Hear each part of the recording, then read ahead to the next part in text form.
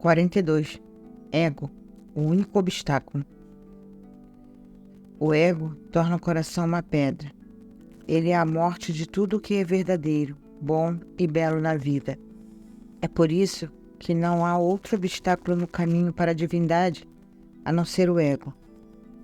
Como uma pessoa com um coração de pedra pode conhecer o amor? E se não há amor, como pode haver divindade? Para que haja amor, é preciso um coração simples e humilde. Simples e cheio de sentimento.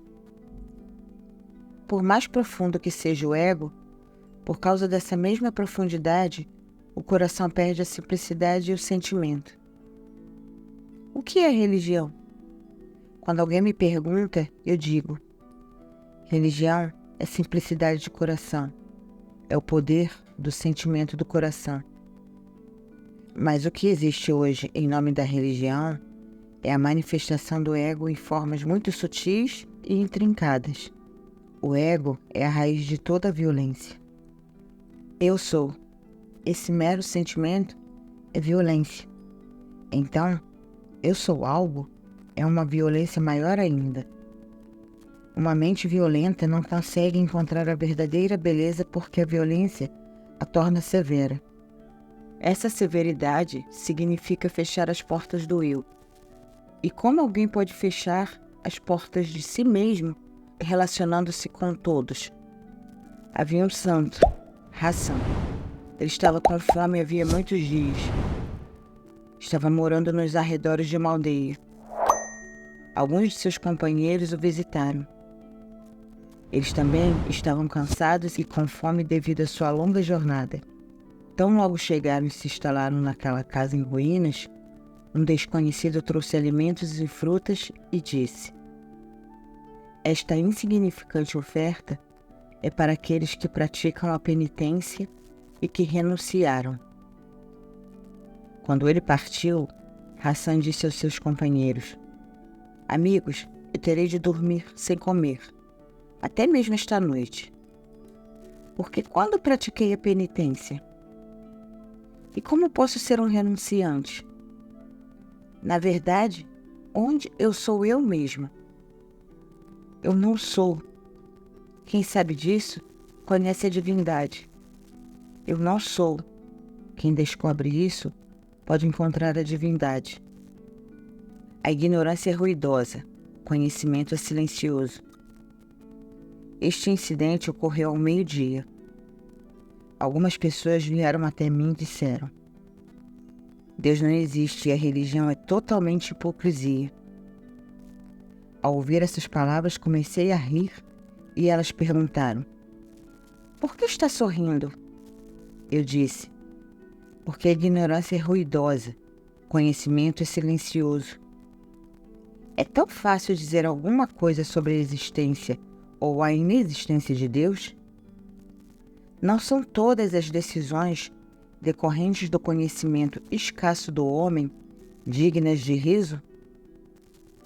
Aqueles que conhecem os limites do próprio conhecimento não fazem essas declarações categóricas.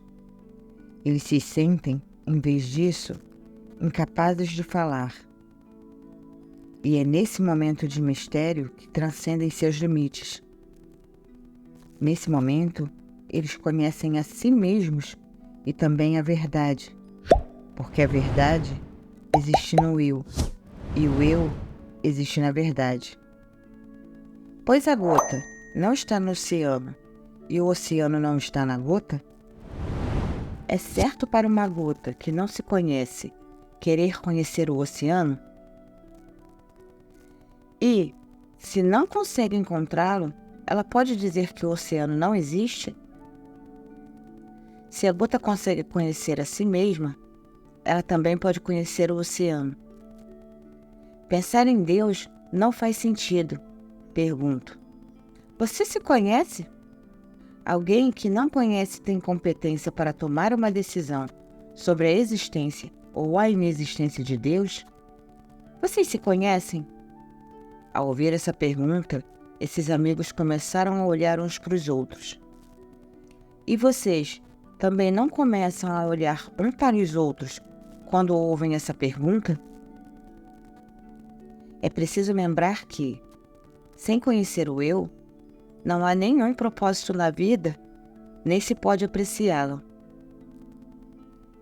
Eu contei àqueles amigos uma conversa que aconteceu na Grécia, milhares de anos atrás.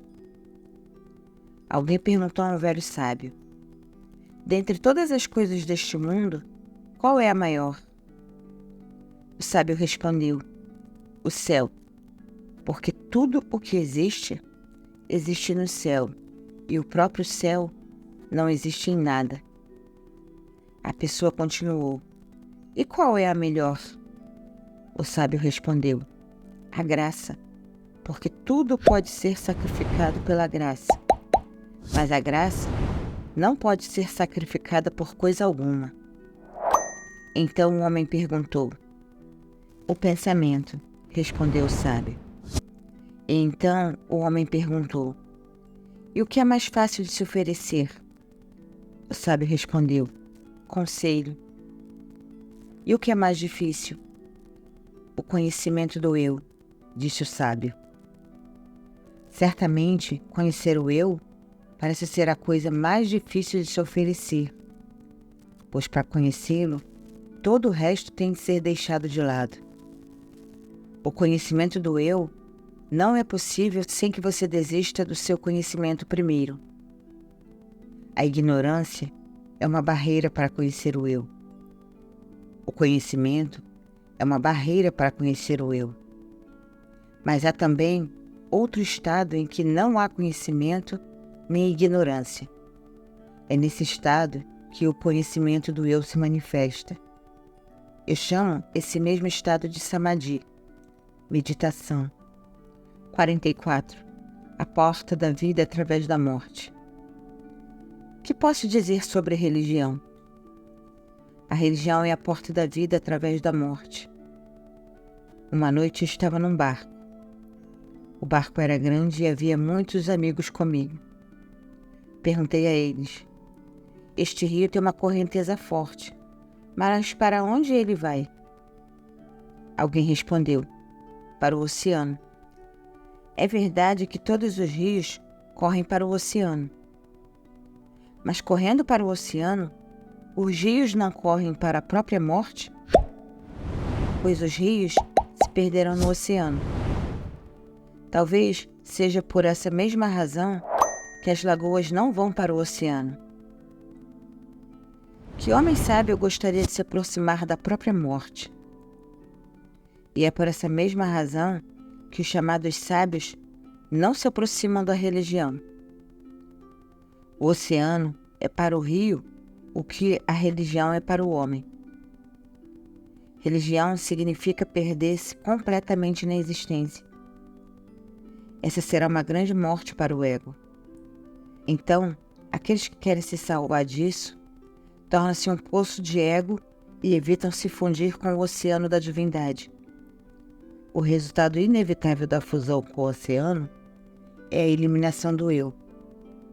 Mas essa morte não é de fato morte, porque comparado com a vida que é ganha em resultado dessa fusão, a vida que agora conhecemos fica parecendo a morte. Estou falando disso depois de ter morrido eu mesmo. Para que a vida real comece, é preciso morrer à falsa vida. Para se estabelecer na vastidão, o átomo tem de se dissipar. O que é morte deste lado, se tornará vida no outro. A morte do ego é o nascimento da alma. Isso não é anulação, é existir de verdade. Aqueles que não conseguem entender essa verdade continuarão perdidos na vida. Um lago não é vida para um rio, mas sim morte. Embora se tornar um lago, possa parecer uma espécie de segurança para o rio. E o oceano não é morte para um rio, é a vida dele, mesmo que o oceano pareça engoli-lo. Um dia, Radha perguntou a Krishna: meu senhor, esta flauta está sempre em seus lábios. Tenho muito ciúme dela. Essa flauta de bambu recebe com tanta frequência o toque de néctar de seus doces lábios que estou morrendo de ciúme. Por que ela fica tão próxima a você? Por que é tão cara a você? Toda vez eu penso, gostaria de ser a flauta de Krishna e, em vidas futuras, quero ser a flauta que repousa entre seus lábios. Ao ouvir isso, Krishna riu muito e disse: Meu amado, é muito difícil ser uma flauta. Talvez não haja nada mais difícil do que isso. Somente alguém que pode se aniquilar completamente pode se tornar uma flauta. Uma flauta não é apenas um pedaço de bambu. Na verdade, é o coração de um amante. Não tem músicas próprias. Ela fez das músicas do amante a sua própria música. Eu canto, ela canta. Se eu ficar silencioso, ela fica silenciosa. E, por esse motivo, minha vida se tornou sua própria vida. Eu estava passando e involuntariamente ouvi essa conversa entre Rajna e Krishna. O mistério da música é revelado no mistério de ser uma flauta. A chave para encontrar o eu é acabar com o ego. O que é religião? Religião é a porta da vida atrás da morte.